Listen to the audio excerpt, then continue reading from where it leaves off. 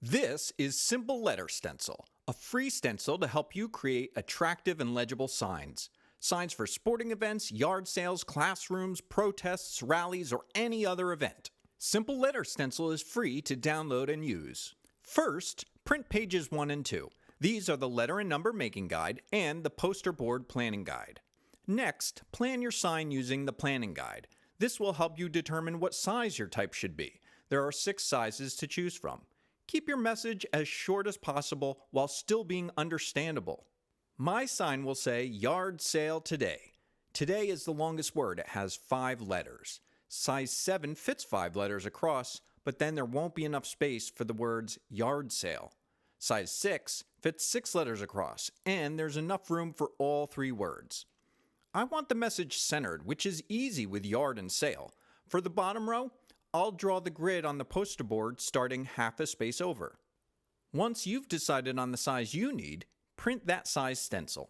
Each page number corresponds to its size. So size 3 is on page 3, size 4 is on page 4, and so on. The only exception is size 8, which takes up 2 pages, 8 and 9. If you have heavy paper or cardstock, print your stencil on that and cut out the 4 shapes. I'm printing my stencil on regular paper, so I'll place pieces of clear tape over the stencil to strengthen it before I cut it out. The tape will also help prevent any ink from bleeding through. Now, using a pencil, draw a grid on your poster board following the planning guide for your size.